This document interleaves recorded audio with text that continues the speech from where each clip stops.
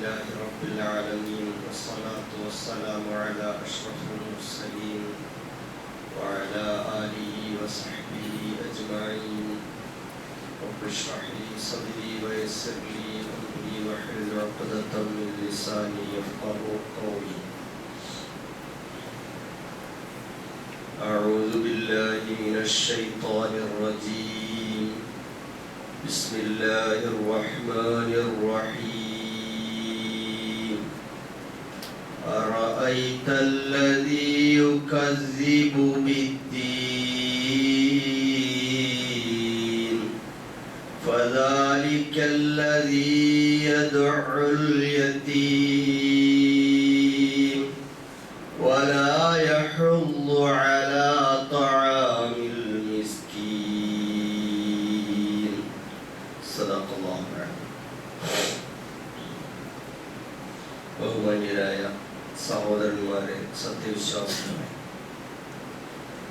ജീവിതത്തിന്റെ നാനാതുറകളിൽ സർവശക്തനായ അല്ലാഹു സുബ്ഹാനഹു വ തആലയുടെ വിധിവിലക്കുകളും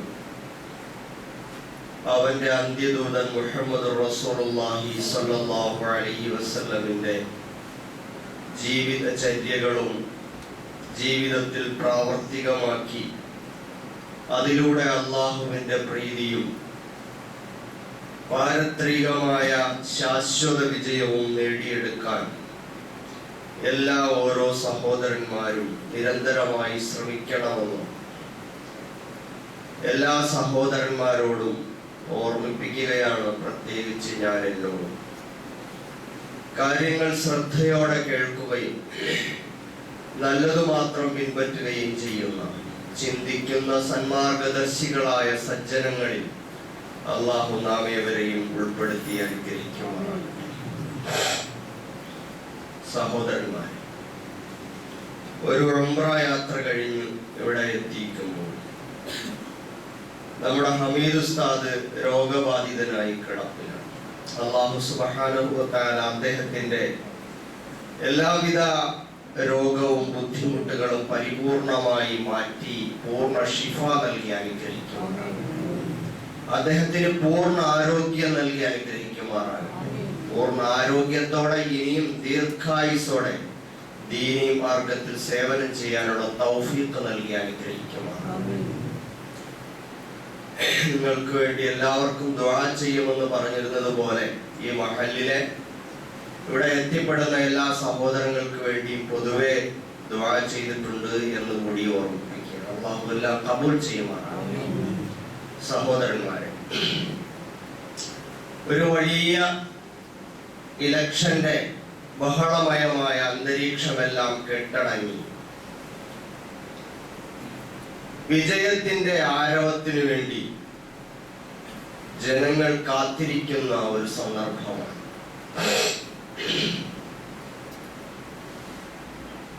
എന്തിനാണ് ഒരു ഇലക്ഷനിൽ ഇത്രമാത്രം തമ്മിൽ മത്സരം നടന്നിട്ടുള്ളത് എന്ന് നമ്മളൊന്ന് ചികഞ്ഞ് പരിശോധിച്ചു നോക്കിയാൽ സാമൂഹ്യ സേവന രംഗത്ത്, ജനസേവന രംഗത്ത്, സാമൂഹ്യ പ്രവർത്തന മേഖലയിൽ മുന്നിൽ നിൽക്കാനും നേതൃത്വം കൊടുക്കാനുമുള്ള ഒരു മത്സരമാണ് എന്നാണ് മനസ്സിലാക്കുന്നത്.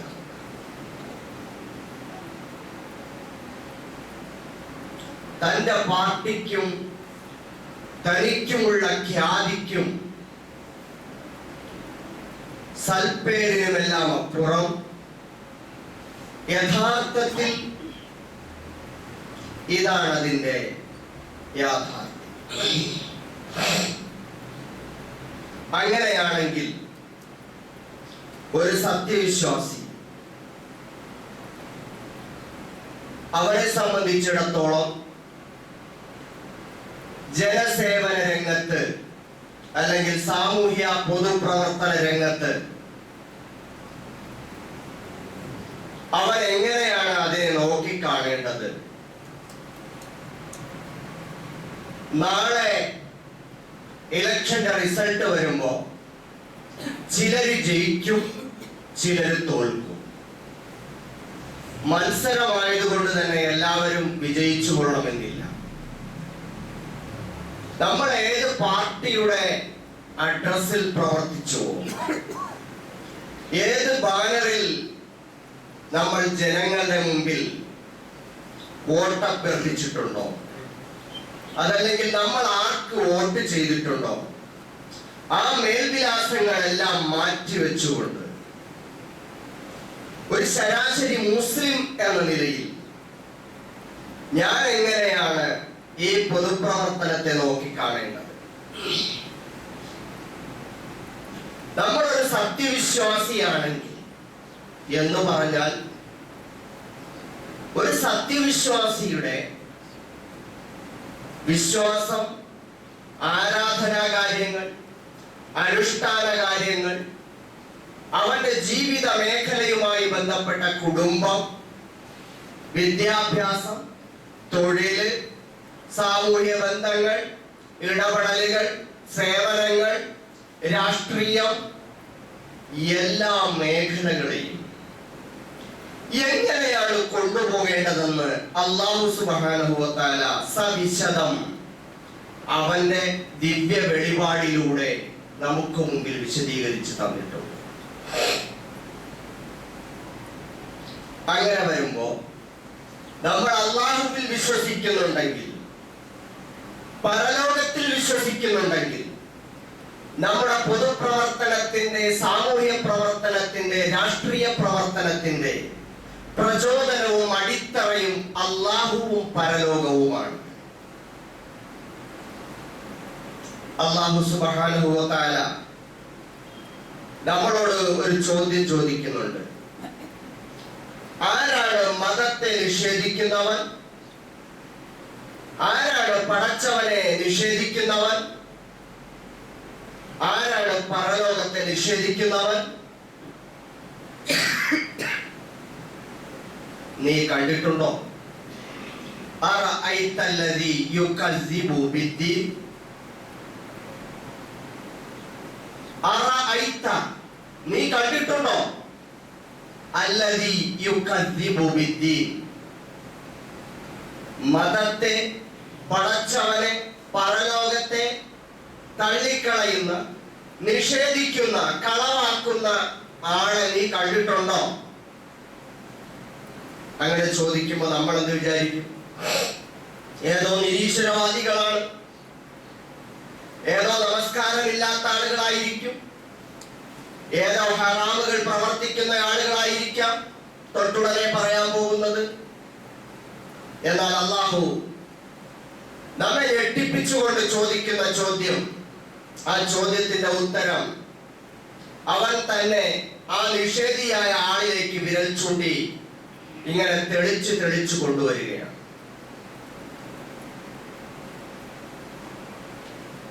അല്ലാഹുവിനെ, മതത്തെ, പരലോകത്തെ നിഷേധിക്കുന്നവൻ ആരാണ് നീ കണ്ടിട്ടുണ്ടോ? ഫദാലിക്കല്ലദീ യദ്ഉൽ യതീം. ഫദാലിക, അതാ അവൻ, യദ്ഉൽ യതീം, അനാഥകളെ ആട്ടി അകറ്റുന്നവനാണ്. അനാഥത്വം അനുഭവിക്കുന്ന, പ്രായപൂർത്തി എത്തും മുമ്പേ പിതാവ് മരിച്ചുപോയ ആളാണ് അനാഥൻ എന്ന് പറയുക. എന്നാൽ സംരക്ഷിക്കാൻ ആളില്ലാതെ കഷ്ടത അനുഭവിക്കുന്ന എല്ലാ മനുഷ്യരും അനാഥത്വം പേറുന്ന ആളുകളാണ്. ഈ അനാഥകളെ ആട്ടിയകറ്റുന്നയാള് അവനാരാണ്? മതനിഷേധിയാണ്, ദൈവനിഷേധിയാണ്, പരലോകത്തെ നിഷേധിക്കുന്നവനാണ്. അപ്പോൾ പരിശുദ്ധ ഖുർആൻ തെളിച്ചു പിടിച്ച ക്യാമറയ്ക്ക് മുമ്പിൽ ഒരാളുടെ മുഖം ഇങ്ങനെ തെളിയുകയാണ്. നമ്മൾ ദൂരെ നിന്ന് ആ ആളെ കാണാൻ ശ്രമിക്കുകയാണ്. ഫദാലിക, അതാ അവൻ, അനാഥകളെ ആട്ടിയകറ്റുന്നവൻ. അനാഥകൾ അവന് പ്രശ്നമല്ല. മാത്രമല്ല, ഇനി കുറച്ചുകൂടി തെളിച്ചു പറയുകയാണ് ഖുർആൻ.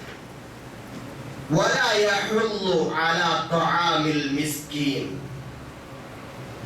സാധുക്കൾക്ക് ആഹാരം കൊടുക്കാത്തവൻ എന്നല്ല, സാധുക്കൾക്ക് ആഹാരം കൊടുക്കാൻ പ്രേരിപ്പിക്കാത്തവൻ, അതുപോലും ചെയ്യാത്തവൻ.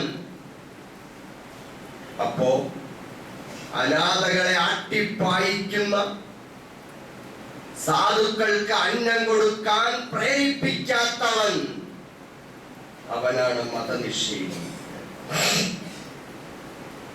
അവൻ ചിലപ്പോ പള്ളിയിൽ വരുന്നുണ്ടാവാം.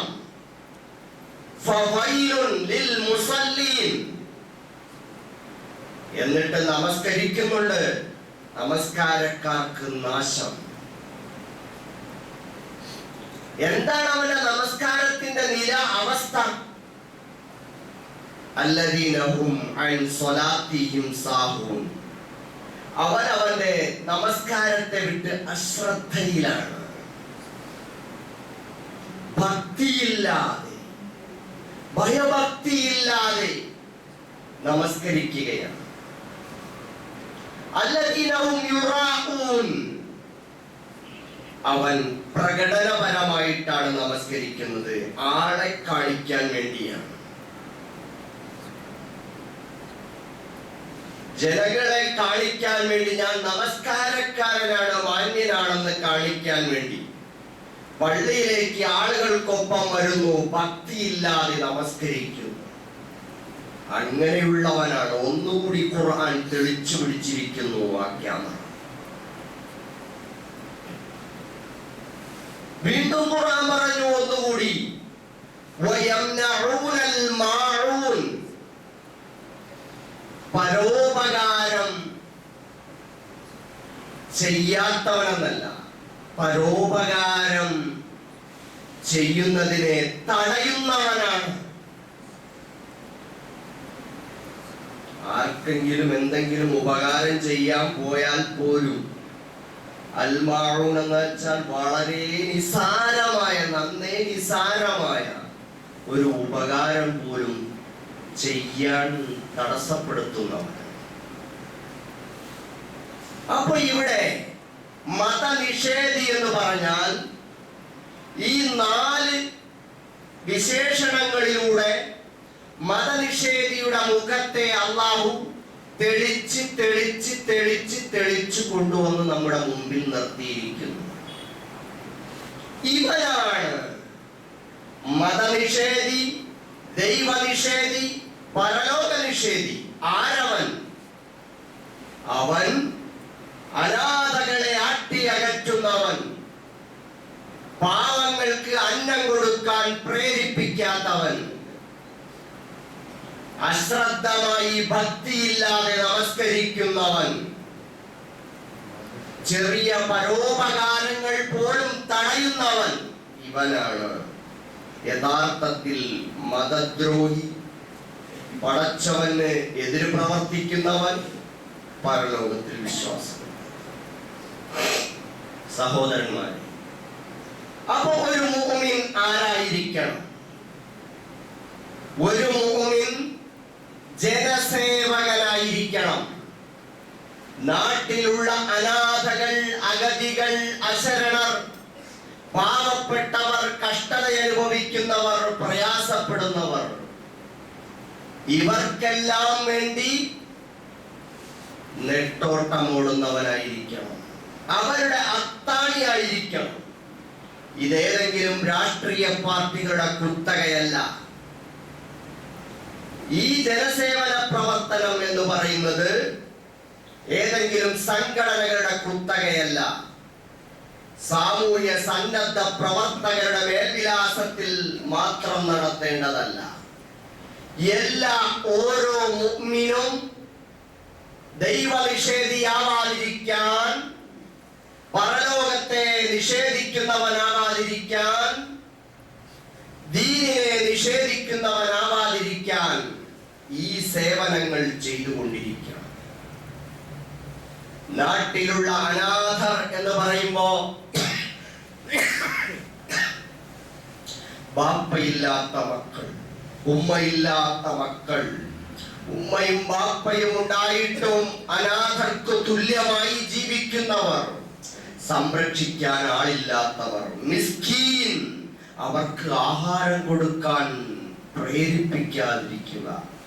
അത്തരത്തിൽ യതീമുകൾ, മിസ്കീനുകൾ, ഇവരുടെയൊക്കെ കാര്യങ്ങളിൽ പരിഹാരം ഉണ്ടാക്കാൻ വേണ്ടി ശ്രമിക്കുക. മിസ്കീൻ എന്ന് പറഞ്ഞാൽ ശരിക്ക് ജീവിക്കാൻ എന്തെങ്കിലുമൊക്കെ ഉണ്ടാവും, എങ്കിലും മതിയായതില്ലാത്തയാണ്.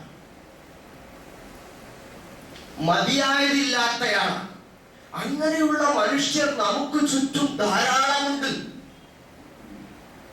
അപ്പൊ അങ്ങനെയുള്ള മിസ്കീന്മാർ, അഗതികൾ, അശരണർ, അവർക്ക് വേണ്ടി പണിയെടുക്കുക എന്നത്. എന്നിട്ട് അവൻ പള്ളിയിൽ വന്ന് ഭക്തിയോടെ നമസ്കരിക്കണം, പടച്ചവനെ ഓർക്കണം,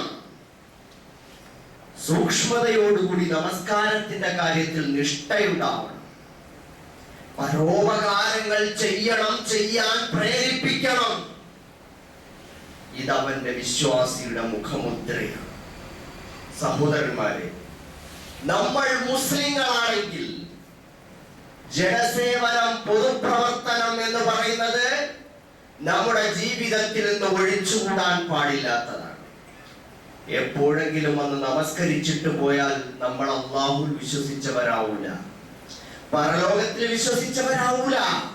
പിന്നെയോ നമ്മുടെ നാട്ടിൽ, അയൽപക്കത്ത്, കുടുംബത്ത്, രാജ്യത്ത് കഷ്ടപ്പെടുന്ന ആളുകളുടെ പ്രശ്നങ്ങൾ കേൾക്കണം, അവരോട് സഹതാപം ഉണ്ടാകണം, അനുകമ്പയുണ്ടാകണം. എന്നെ കൊണ്ടാവുന്ന വ്യക്തിപരമായ നിലയിൽ അവരുടെ പ്രശ്നങ്ങൾ പരിഹരിക്കാൻ ഞാൻ ഇടപെട്ടുകൊണ്ടേയിരിക്കണം. അപ്പോഴേ ഒരാൾ മുഅ്മിനാവുകയുള്ളൂ. അപ്പൊ പൊതുപ്രവർത്തനം, രാഷ്ട്രീയ പ്രവർത്തനം എന്നത് ഒരു മുഅ്മിനിന്, സത്യവിശ്വാസിക്ക് യഥാർത്ഥ മുഅ്മിനാവാൻ നിർബന്ധമായ കാര്യമാണ്. ജനസേവകനാവാതെ മുഅ്മിനാവാൻ സാധിക്കുകയില്ല. റസൂലുള്ളാഹി സ്വല്ലല്ലാഹു അലൈഹി വസല്ലം ആരായിരുന്നു?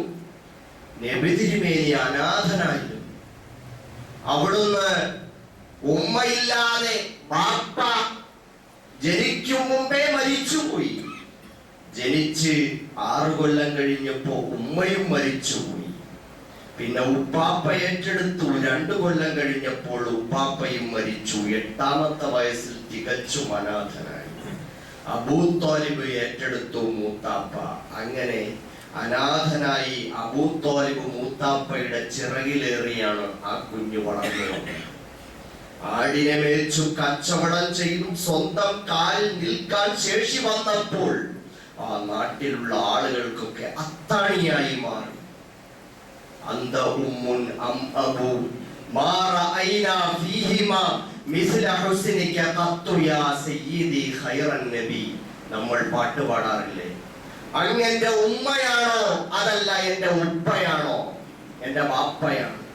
അവരാരിലും ഞാൻ ഈ സ്വഭാവം കണ്ടിട്ടില്ല, അങ്ങയിൽ കണ്ടതുപോലെ എന്റെ പ്രിയപ്പെട്ട നേതാവേ എന്ന് റസൂലുള്ളാഹി സ്വല്ലല്ലാഹു അലൈഹി വസല്ലമയെ കുറിച്ച് കവിത പാടാറുള്ളത് പോലെ, സ്നേഹകാവ്യം ആലപിക്കാറുള്ളത് പോലെ, സഹോദരന്മാരെ, നബി സല്ലല്ലാഹു അലൈഹി വസല്ലം ജനങ്ങളുടെ അത്താണിയായി മാറുകയായി. നബി തിരുമേനി പറഞ്ഞു, ഇന്നമാ അന ലക്കും ബിമൻസിലത്തിൽ വാലിദി ഉഅല്ലിമുക്കും.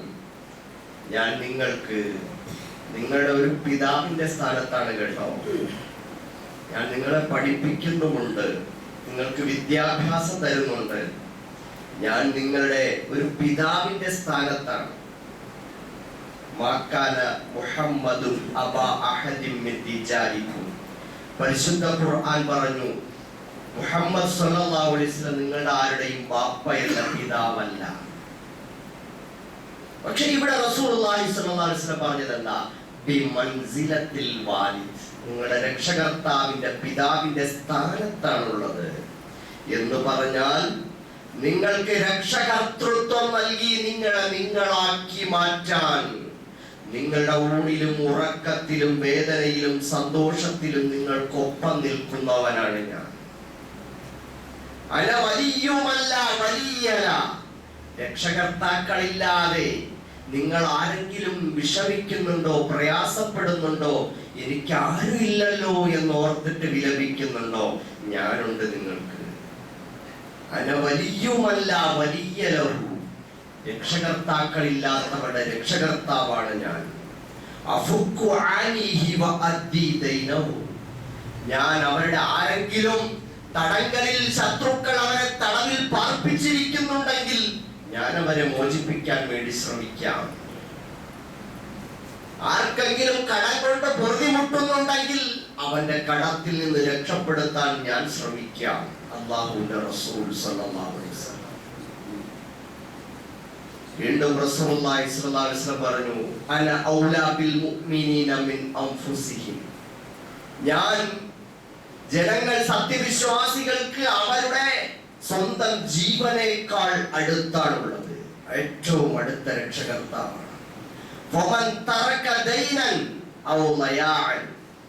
ആരെങ്കിലും വല്ല കടവും ഉപേക്ഷിച്ചിട്ടാണ് പോകുന്നതെങ്കിൽ, അല്ലെങ്കിൽ അനാഥ മക്കളെയും ഉപേക്ഷിച്ചിട്ടാണ് ഈ ലോകത്ത് നിന്ന് വിട പറയുന്നതെങ്കിൽ,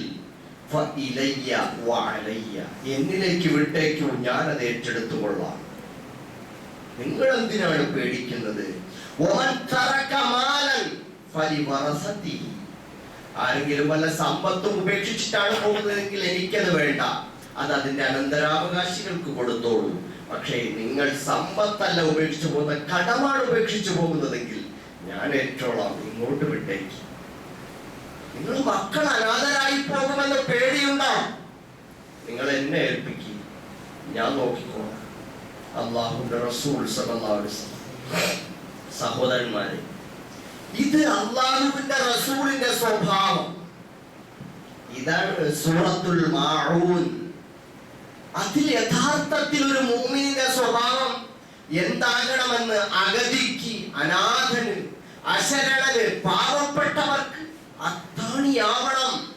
അവൻ ഭയഭക്തിയോടെ നമസ്കരിക്കണം. അങ്ങനെയുള്ളവരെ യഥാർത്ഥ മുഅ്മിനാവൂ എന്ന് ഖുർആൻ പറഞ്ഞെങ്കിൽ അതിന്റെ നേർ ജീവിതത്തിന്റെ പകർപ്പായിരുന്നു റസൂലുള്ളാഹി സ്വല്ലല്ലാഹു അലൈഹി വസല്ലം എന്ന് നമുക്ക് കാണാൻ കഴിയും. ജനസേവനം എന്ന് പറയുന്നത് എല്ലാവർക്കും ചെയ്യാൻ പറ്റുന്ന ഒരു സംഗതിയാണ്.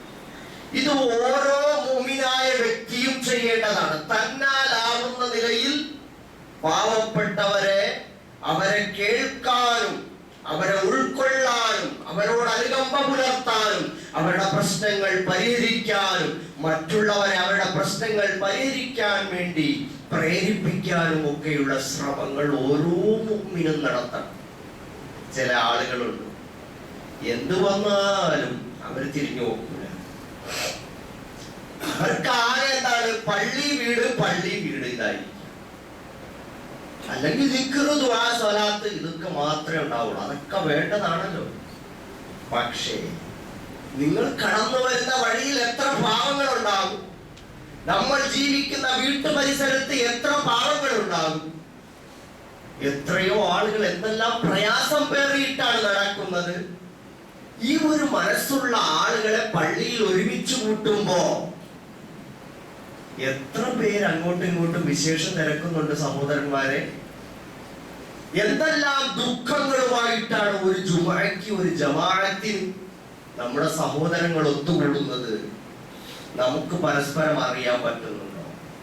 ഭയങ്കര തിരക്ക് പിടിച്ച് ഓരോരുത്തരും. ജമാഅത്ത് എന്ന് പറഞ്ഞാൽ സംഘടിതമായി നിർവഹിക്കുക. ആ സഫുകൾ പോലും, ജമാഅത്ത് നമസ്കാരം ശരിയാകണമെങ്കിൽ സഫുകൾ പോലും പരസ്പരം ചേർന്ന് നിൽക്കണം. വിടവുണ്ടായാൽ ജമാഅത്ത് നിസ്കാരം തന്നെ ശരിയാവാതെ പോകും. വളമുണ്ടായാലും പ്രശ്നമാണ് സഫിന്. വളമുണ്ടാവരുത്, വിടവുണ്ടാവരുത്. നേരെ നിൽക്കണം, ചേർന്ന് നിൽക്കണം. ഖുർആനിൽ പറഞ്ഞതുപോലെ കന്നഹു ബുന്യാനുൻ മർസൂസ്, ഒരു കെട്ടി ഉയർത്തിയ ഒരു കോട്ട പോലെ. അപ്പൊ അങ്ങനെ നിൽക്കുമ്പോ നമ്മുടെ ശരീരങ്ങൾ തമ്മിൽ ചേരുമ്പോ, മനസ്സുകൾ തമ്മിൽ ചേരുമ്പോ നമ്മൾ പറയുന്നത് എന്താ? ഇയ്യാക നഅ്ബുദു വ ഇയ്യാക നസ്തഈൻ. നിന്നെ മാത്രമാണ് ഞങ്ങൾ ആരാധിക്കുന്നത്, നിന്നോടാണ് ഞങ്ങൾ സഹായം ചോദിക്കുന്നത്. ഞാൻ എന്ന പദം അവിടെ ഇല്ല. നമ്മൾ എന്നാണ്. തെരഞ്ഞെടുപ്പിന്റെ ഗോതയിൽ ഇന്നലെ വരെ തമ്മിൽ അങ്ങോട്ടും ഇങ്ങോട്ടും തർക്കിച്ചവരും അടിപിടി കൂടിയവരും ഒക്കെ ഉണ്ടാവും. ഇവിടെ വന്നു നിന്നിട്ട് നമ്മൾ എന്ന് പറയാൻ നമുക്ക് മാത്രമേ കഴിയൂ. ഇയ്യാക നഅ്ബുദു വ ഇയ്യാക നസ്തഈൻ. ഇഹ്ദിനസ് സിറാത്തൽ മുസ്തഖീം. ഞങ്ങളെ നീ നേർവഴിയിൽ നടത്തണേ റബ്ബേ എന്നാണ്. ഞങ്ങളെ, നമ്മൾ, നമ്മളെ അല്ലെങ്കിൽ ഞങ്ങളെ എന്ന് പറയാൻ നമുക്ക് കഴിയും. അപ്പൊ എന്തൊക്കെ പുറത്ത് പ്രശ്നങ്ങൾ ഉണ്ടെങ്കിലും അകത്ത് വന്ന് എല്ലാം ഒളിച്ചു പോകണം. ഒരൊറ്റ ബിൽഡിംഗ് ആയി മാറണം, ഒരു കോട്ടയായി മാറണം. ഒരൊറ്റ വികാരത്തിൽ നമ്മൾ ഏകീകരിക്കപ്പെടണം. നമ്മൾ പരസ്പരം വിശേഷങ്ങൾ തിരക്കണം, സുഖദുഃഖങ്ങൾ പങ്കുവെക്കണം. ആരാരുടെ കൈപിടിച്ച് സലാം പറയുന്നു? ഒരാളുടെ കൈപിടിച്ച് സലാം പറഞ്ഞാൽ, മുസാഫഹത്ത് ചെയ്താൽ അവന്റെ പാപം പൊറുക്കപ്പെടുമെന്നല്ലേ റസൂലുള്ളാഹി സ്വല്ലല്ലാഹു അലൈഹി വസല്ലം. അസ്സലാമു അലൈക്കും എന്ന് പറഞ്ഞാൽ ഒരാൾക്ക് വേണ്ടിയുള്ള ദുആയല്ലേ? അല്ലാഹു നിനക്ക് സമാധാനം തരട്ടെ, രക്ഷ തരട്ടെ എന്നാണ്. അവന്റെ അടുക്കൽ നിന്ന് തിരിച്ചൊരു പ്രാർത്ഥന ഇങ്ങോട്ട് വാങ്ങിയല്ലേ? നിനക്കും അല്ലാഹു രക്ഷയും സമാധാനവും കാരുണ്യവും ബർക്കത്തും തരട്ടെ എന്ന് പറഞ്ഞ് തിരിച്ചൊരു പ്രാർത്ഥന വാങ്ങിയല്ലേ? എന്തേ നമ്മൾ സലാം പറയാത്തത്? ഇനി ഇതെല്ലാം തന്നെ ഉണ്ടായിത്തീരുമ്പോഴും നമ്മൾ അങ്ങോട്ടും ഇങ്ങോട്ടും സുഖദുഃഖങ്ങൾ തിരക്കുന്നില്ലല്ലോ. എന്തെല്ലാം അത്യാഹിതങ്ങളാണ് ഓരോ വീടിന്റെ അകത്തളങ്ങളിൽ നടക്കുന്നത്. നമുക്ക് എന്തുകൊണ്ടാണ് തിരക്കാൻ പറ്റുക? എന്തെങ്കിലും സ്വകാര്യ വിഷമങ്ങൾ ആരെങ്കിലും കേൾക്കാൻ എനിക്ക് കഴിയാറുണ്ടോ? നിങ്ങൾ ആലോചിച്ചു നോക്കി. എനിക്ക് ഈ ആഴ്ച അല്ലെങ്കിൽ ഒരു ദിവസം ഞാൻ ഇന്ന ആളുടെ വിഷമം കേട്ടു, അല്ലെങ്കിൽ അതിൽ ഇടപെട്ടു, എന്തെങ്കിലുമൊക്കെ ഒന്നും അല്ലെങ്കിൽ അയാൾക്ക് വേണ്ടി ദുആ ചെയ്തൂടെ? അത് നമുക്ക് കേൾക്കാൻ പറ്റുന്നുണ്ടോ? ഒരാളുടെ രോഗം, ഒരാളുടെ കടം, ഒരാളുടെ പ്രശ്നം, ഒരാളുടെ വീട്ടിലെ പ്രശ്നം, ഒരാളുടെ മക്കൾ അങ്ങനെ ആയി പോകുന്നത്, അല്ലെങ്കിൽ അവന്റെ വിദ്യാഭ്യാസ കാര്യം, അല്ലെങ്കിൽ വിവാഹക്കാര്യം, എന്തെങ്കിലുമൊക്കെ അങ്ങോട്ടും ഇങ്ങോട്ടും ഒന്ന് ചർച്ച ചെയ്യുകയും പരസ്പരം ആശ്വസിപ്പിക്കുകയും സമാധാനിപ്പിക്കുകയും എന്തെങ്കിലും ഒരു രക്ഷയുടെ കച്ചിത്തുരുമ്പ് കൊടുത്ത് അവരെ ഒന്ന് സമാധാനിപ്പിക്കാൻ നമുക്ക് കഴിയട്ടെ. അതിനല്ലേ അല്ലാഹു തആല പറയുന്നത്, നിങ്ങൾ പള്ളിയിൽ വാ, ജമാഅത്തായിട്ട് നമസ്കരിക്കും, പരസ്പരം കാണും, സലാം പറയും, കൈ കൊടുക്കും, ചേർന്ന് നിൽക്കും എന്നൊക്കെ പറയുന്നത് അതുകൊണ്ടല്ലേ? അപ്പൊ അത് നമുക്കുണ്ടായിത്തീരണം. ജനസേവനം എന്ന് പറയുന്നത് അതിന്റെ പ്രചോദനം പള്ളിയിൽ നിന്നാണ്, അല്ലാഹുവാണ്, ആഖിറത്താണ്. സഹോദരന്മാർ ചേർന്ന് നിൽക്കുമ്പോൾ ഉണ്ടാകുന്ന ഒരു ഉൾത്തുടിപ്പും വികാരവുമാണ്. അതിൽ നിന്ന് ഉറവ പൊട്ടി പരന്നൊഴുകണം. മുസ്ലിങ്ങൾക്ക് മാത്രമല്ല, എല്ലാവർക്കും. അയൽക്കാരൻ പട്ടിണി കിടക്കുമ്പോ വയർ നിറച്ച് ഉണ്ണിട്ട് കിടക്കുന്നത് മുസ്ലിം അല്ല എന്ന് പറഞ്ഞിട്ടുണ്ടെങ്കിൽ അതിനേക്കാളും വലുതൊന്നും നമുക്ക് പറയാനില്ലല്ലോ. അപ്പൊ അത്രത്തോളം മറ്റുള്ളവരുടെ കാര്യത്തിൽ ശ്രദ്ധിക്കുന്നയാളാണ്. അല്ലാതെ തെരഞ്ഞെടുപ്പിന്റെ ബഹളത്തിൽ അങ്ങോട്ടും ഇങ്ങോട്ടും കൂട്ടിയുരസി വമ്പിച്ച കോലാഹലങ്ങൾ ഉണ്ടാക്കുന്നവർക്ക് മാത്രമേ ജനസേവനം, പൊതുപ്രവർത്തനം ചെയ്യാൻ ബാധ്യതയുള്ളൂ എന്ന് നമ്മൾ ധരിക്കേണ്ട. നമുക്ക് ഓരോരുത്തർക്കും ബാധ്യതയാണ് എന്നാണ്. രണ്ടാമത്, പൊതുപ്രവർത്തനം എന്ന് പറയുന്നതും പൊതുസേവനം എന്ന് പറയുന്നതും രണ്ടാണ്. അതായത് സാമൂഹ്യ സേവനം എന്നത് സോഷ്യൽ സർവീസ്, ഖിദ്മത്തുൽ ഇജ്തിമാഇയ്യ, സോഷ്യൽ സർവീസ് അഥവാ സാമൂഹ്യ സേവനം, അതും സോഷ്യൽ വർക്ക്, സാമൂഹ്യ പ്രവർത്തനം, അമലുൽ ഇജ്തിമാഇ, രണ്ടും രണ്ടാണ്. സാമൂഹ്യ സേവനം എന്ന് പറയുന്നത് നമ്മൾ ഇപ്പൊ പറഞ്ഞ കാര്യമാണ്, സോഷ്യൽ സർവീസ്. അതുകൊണ്ട് സോഷ്യൽ ചേഞ്ച് ഉണ്ടായിക്കൊള്ളുന്നില്ല, സാമൂഹ്യ മാറ്റം ഉണ്ടായിക്കൊള്ളണമെന്നില്ല. വ്യക്തിപരമായി ആളുകൾക്ക് ആശ്വാസവും സമാധാനവും പരിഹാരവും ഒക്കെ ഉണ്ടാകും. പക്ഷെ സോഷ്യൽ വർക്ക് എന്ന് പറയുന്നത് ഔദ്യോഗികമായും അനൗദ്യോഗികമായും വ്യവസ്ഥാപിതമായ ഒരു സംവിധാനത്തിലൂടെ നിർവഹിക്കേണ്ട കാര്യമാണ്. എന്ന് പറഞ്ഞാൽ ഒരു മഹല്ലിൽ, ഒരു നാട്ടിൽ, ഒരു പ്രദേശത്ത്, ഒരു രാജ്യത്ത് ജനങ്ങളുടെ, നമ്മുടെ മുമ്പിലുള്ള ആളുകളുടെ സ്ഥിതി വിവരങ്ങൾ മനസ്സിലാക്കിക്കൊണ്ട് അവരുടെ മതപരമായ അവസ്ഥ, അവരുടെ ദാരിദ്ര്യം, തൊഴിലില്ലായ്മ, വിദ്യാഭ്യാസമില്ലായ്മ, അവരുടെ വീടില്ലായ്മ, അവരുടെ മറ്റുള്ള സൗകര്യക്കുറവുകൾ, വികസനമില്ലായ്മ, ഇതെല്ലാം പഠിച്ചു മനസ്സിലാക്കി എവിടെയാണോ ആ സമൂഹം നിൽക്കുന്നത് ആ സമൂഹത്തെ ക്രമപ്രവൃത്തമായി മുന്നിൽ നിന്ന് ആ പ്രശ്നത്തെ പരിഹരിക്കാൻ വേണ്ടിയിട്ടുള്ള ശ്രമമാണ് സാമൂഹ്യ പ്രവർത്തനം. അത് ഒരു 5 കൊല്ലമാണ് മുമ്പിൽ കിട്ടുന്നതെങ്കിൽ 5 കൊല്ലം നിരന്തരമായി ഇടമുറിയാതെ പ്രവർത്തിച്ചു ഒരവസ്ഥയിൽ കൊണ്ടെത്തിക്കണം. വീണ്ടും അതേ സ്ഥലത്ത് 5 കൊല്ലം നമുക്ക് മഹല്ലിന്റെ ഉത്തരവാദിത്തമോ പഞ്ചായത്തിന്റെ, വാർഡിന്റെ, കോർപ്പറേഷന്റെ ഉത്തരവാദിത്തമോ കിട്ടിയാൽ അവിടെ നിന്ന് വീണ്ടും ആ വികസനത്തെ തുടർത്താനും നിശ്ചിത വർഷം കൊണ്ട് നമ്മൾ ഉദ്ദേശിക്കുന്ന ഒരു ലക്ഷ്യത്തിലേക്ക് നമ്മുടെ ആ പ്രദേശത്തെ, ആ നാടിനെ, ആ മഹല്ലിനെ കൊണ്ടെത്തിക്കാനും നടത്തുന്ന പ്രവർത്തനമാണ് സോഷ്യൽ വർക്ക്, സാമൂഹ്യ പ്രവർത്തനം. അതിനാണ് സോഷ്യൽ ചേഞ്ച്, സാമൂഹ്യ മാറ്റം ഉണ്ടാകുന്നത്. 5 കൊല്ലം മുമ്പ് ഈ നാട് ഇങ്ങനെയായിരുന്നു, 10 കൊല്ലം മുമ്പ് ഈ മഹല്ല് ഇങ്ങനെയായിരുന്നു, അല്ലെങ്കിൽ 15 കൊല്ലം മുമ്പ് ഈ സംസ്ഥാനം ഇങ്ങനെയായിരുന്നു. ഞങ്ങൾ ഇതിനെ ക്രമപ്രവൃത്തമായി ജനങ്ങളുടെ മാനസികമായി മനോഭാവത്തിൽ മാറ്റമുണ്ടാക്കി, വിദ്യാഭ്യാസത്തിൽ മാറ്റം വരുത്തി, അതല്ലെങ്കിൽ അവരുടെ തൊഴിലിൽ ഉയർച്ചയുണ്ടാക്കി, അവർക്ക് തൊഴിലുറപ്പുകൾ ഉണ്ടാക്കി തീർത്തു. അതേപോലെ തന്നെ അവർക്ക് വികസനം ഉണ്ടാക്കി, റോഡുകൾ നന്നാക്കി, കുടിവെള്ളം എത്തിച്ചു. ഇങ്ങനെ തുടങ്ങി എല്ലാ കാര്യത്തിലും എത്രത്തോളം അവർക്ക് അടിസ്ഥാനപരമായി കിട്ടേണ്ട 2 കാര്യങ്ങളെന്ന് ഖുർആൻ പറയുന്നു. അല്ലദീ അത്അമഹും മിൻ ജൂഅ് വ ആമനഹും മിൻ ഖൗഫ്. വിശക്കുന്നവർക്ക് ആഹാരം കൊടുക്കണം, ഭയപ്പെടുന്നവർക്ക് നിർഭയത്വം കൊടുക്കണം. ഒന്നാമത് ഭയം ഇല്ലാതാക്കുക,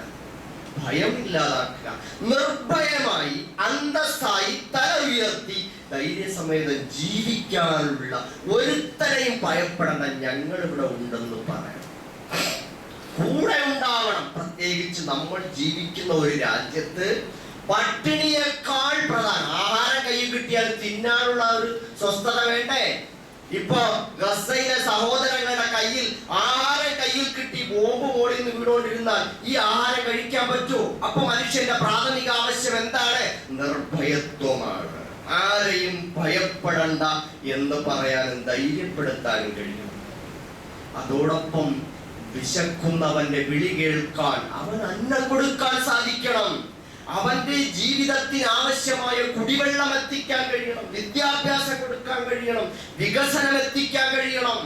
ആ നാട്ടിൽ നീതി ഉണ്ടായിത്തീരണം, വിവേചനങ്ങൾ ഇല്ലാതായിത്തീരണം, അവകാശങ്ങൾ അവർക്ക് കിട്ടണം, അവരുടെ അവകാശങ്ങൾ അവർക്ക് തിരിച്ചു കിട്ടണം. അതെല്ലാം തടയപ്പെട്ടു പോകരുത്, നീതി നിർവഹിക്കപ്പെടണം. നബി സല്ലല്ലാഹു അലൈഹി വസല്ലം പറഞ്ഞല്ലോ, നബി സല്ലല്ലാഹു അലൈഹി വസല്ലം പറഞ്ഞ എന്താണ്? വല്ലാഹി ലയതിമന്ന ഹാദൽ അംർ.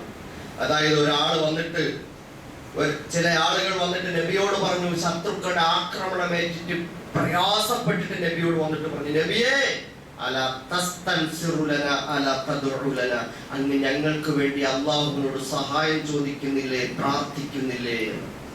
നബി സല്ലല്ലാഹു അലൈഹി വസല്ലം അവരെ ശാന്തമാക്കി ഇരുത്തിയിട്ട് പറഞ്ഞത് മനഃശാസ്ത്രപരമായ ഒരു ഇടപെടലാണ്. ഒരാൾക്കൊരു ദുഃഖമുണ്ടെങ്കിൽ ആ ദുഃഖത്തെക്കാൾ വലിയ ദുഃഖം കാണിച്ചു കൊടുത്ത് ഈ ദുഃഖത്തെ ചെറുതാക്കുക എന്നതാണ് ആദ്യത്തെ പടി. നബി സല്ലല്ലാഹു അലൈഹി വസല്ലം പറഞ്ഞു, നിങ്ങളുടെ പൂർവികരുണ്ടല്ലോ, അവരെ വലിയ കുഴികളെടുത്തിട്ട് ലാ ഇലാഹ ഇല്ലല്ലാഹ് ഉയർത്തിപ്പിടിച്ചതിന്റെ പേരിൽ വലിയ കുഴികളെടുത്തിട്ട് അതിലേക്ക് പിടിച്ചു നിർത്തി, കിടങ്ങുകളിലേക്ക് പിടിച്ചു നിർത്തി, മണ്ണിട്ട് മൂടി കഴുത്തോളം, എന്നിട്ട് ഈർച്ചവാളുകൾ കൊണ്ട് തലകൾ പിളർന്നു മാറ്റി, ശരീരത്തിൽ നിന്നും ഇരുമ്പ് ചീർപ്പുകൾ കൊണ്ട് മാംസം വാർന്നെടുത്തിട്ടുണ്ട്.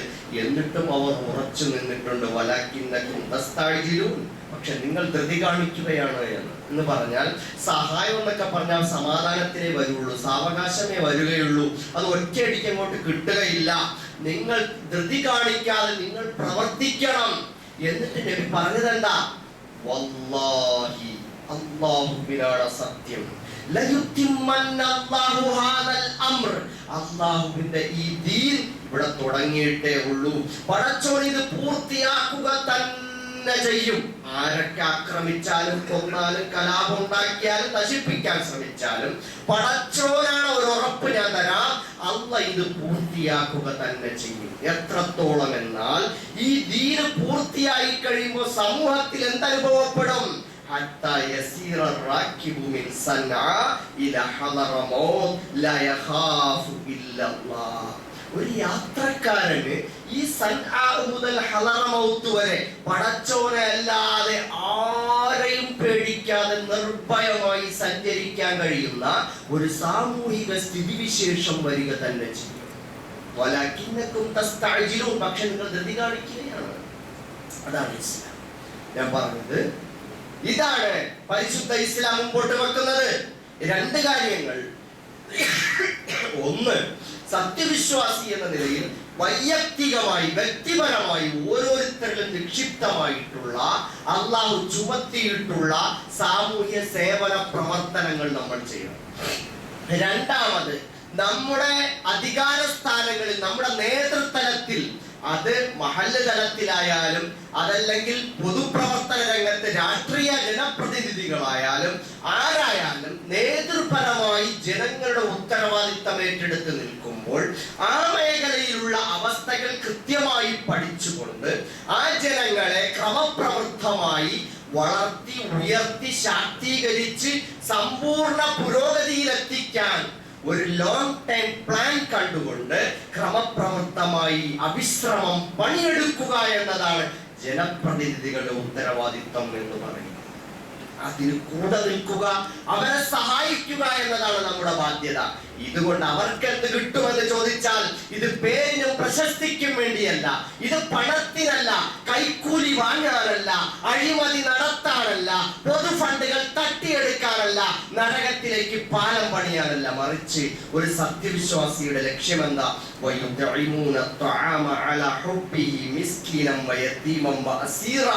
അവർ പാവപ്പെട്ടവർക്ക് അന്നം കൊടുക്കുന്നു. അവർക്ക് അതിനോട് ആഗ്രഹം ഉണ്ടായിട്ടും അവർ പാവപ്പെട്ടവർക്ക് അന്നം കൊടുക്കുന്നു. മിസ്കീൻ സാധുക്കൾക്ക് അന്നം കൊടുക്കുന്നു, അനാഥകൾക്ക് കൊടുക്കുന്നു. തടവുകാർ, ആരും ശ്രദ്ധിക്കാത്ത ആളുകളാണ് തടവുകാർ. അവരൊക്കെ അന്യായമായി തടങ്കലിലേക്ക് കൊണ്ടുപോയാൽ ഇവരെ കുടുംബം എങ്ങനെ ജീവിക്കുന്നു ആരും ചിന്തിക്കുന്നില്ല. അപ്പൊ തടവുകാർക്ക് ആഹാരം കൊടുക്കുന്നു. എന്നിട്ട് ഇവരെന്ത് ചെയ്യുന്നു? ജനക്ഷേമ പ്രവർത്തനങ്ങളിൽ ഇടപെട്ടിട്ട് ഇവര് പറയുന്നത് ഞങ്ങൾ നിങ്ങൾക്ക് അന്നം തന്നതും ഈ സാമൂഹ്യ ക്ഷേമ പ്രവർത്തനം നടത്തിയതും നിങ്ങളെ കാണിക്കാനും പ്രശസ്തി ഉണ്ടാവാനും വേണ്ടിയല്ല, പടച്ചോന്റെ തൃപ്തിക്ക് വേണ്ടിയാണ്. നിങ്ങളിൽ നിന്നും ഒരു തമ്പോ അല്ലെങ്കിൽ ഒരു സ്മൈലോ അതല്ലെങ്കിൽ എന്തെങ്കിലും ഒരു ഇമോജി കിട്ടാനല്ല, നിങ്ങളിൽ നിന്ന് നല്ല വാക്ക് കേൾക്കാനല്ല, നിങ്ങളുടെ ആരുടെയും ഒരു പ്രീതിക്കും വേണ്ടിയല്ല. ഒരു നന്ദി വാക്കും വേണ്ട, പ്രത്യുപകാരവും വേണ്ട. ഞാൻ അന്ന് നിന്റെ അടുത്ത് അങ്ങനെ ചെയ്തില്ലേടാ, എന്നിട്ട് നീ ഇങ്ങനെയാടാ ചെയ്തത്, വേണ്ട. ഒന്നും ആഗ്രഹിക്കേണ്ട, നിസ്വാർത്ഥമായ സേവനം. മാത്രമല്ല അവർ പറയും, ഞങ്ങൾ ഭയപ്പെടുന്നു രോമകൂപങ്ങളെ കരിച്ചു കളയുന്ന, ചർമ്മങ്ങളെ കരിച്ചു കളയുന്ന ഭീകരമായ നരകം. അതിൽ നിന്ന് റബ്ബേ ഞങ്ങളെ ഒന്ന് രക്ഷപ്പെടുത്തിയേക്കണേ എന്ന് വിലപിക്കുന്നവരുമാണ് അവർ. പരലോകത്തെ രക്ഷ, അള്ളാഹുവിന്റെ പ്രീതി. അതിനപ്പുറം ഒരു മുസ്ലിമിന്റെ ജനസേവന പ്രവർത്തനത്തിനോ സാമൂഹ്യ പ്രവർത്തനത്തിനോ മറ്റൊരു ലക്ഷ്യവുമില്ല. അതിനുവേണ്ടി നിഷ്കളങ്കമായി പ്രവർത്തിക്കുമ്പോൾ സമൂഹത്തിൽ മാറ്റമുണ്ടാകും, ഏറ്റവും ഹൈറു ഉമ്മത്തുണ്ടായിത്തീരും. അല്ലാഹു സുബ്ഹാനഹു വ തആല ആ നിലയിൽ നമ്മുടെ എല്ലാ കാര്യങ്ങളും വിജയിപ്പിച്ചു തരുമാറാകട്ടെ. ഇനി ഇവിടെ തെരഞ്ഞെടുക്കാൻ പോകുന്ന ആളുകൾ ആരോ വിജയിച്ചോട്ടെ, വിജയിക്കുന്നവരുടെ ഉത്തരവാദിത്തം ഇതാണ്. ആര് തോറ്റാലും പരാജയപ്പെട്ടാലും അവരുടെയും ഉത്തരവാദിത്തം ഇതാണ്. അവരാരും തന്നെ ഇതൊന്നും പ്രശസ്തിക്കും പേരിനും വേണ്ടിയാവരുത്, മറിച്ച് അല്ലാഹുവിന്റെ പ്രീതി, പരലോകത്തെ വിജയം, ഖൈറു ഉമ്മത്തിന്റെ നിർമ്മാണം, ഇതായിരിക്കണം നമ്മുടെ ലക്ഷ്യം. അല്ലാഹു നമ്മെ എല്ലാവരെയും സഹായിക്കുമാറാകട്ടെ. റബ്ബന തഖബ്ബൽ മിന്നാ ഇന്നക അന്ത സമീഉൽ അലീം വതുബ് അലൈനാ ഇന്നക അന്ത തവ്വാബുർ റഹീം.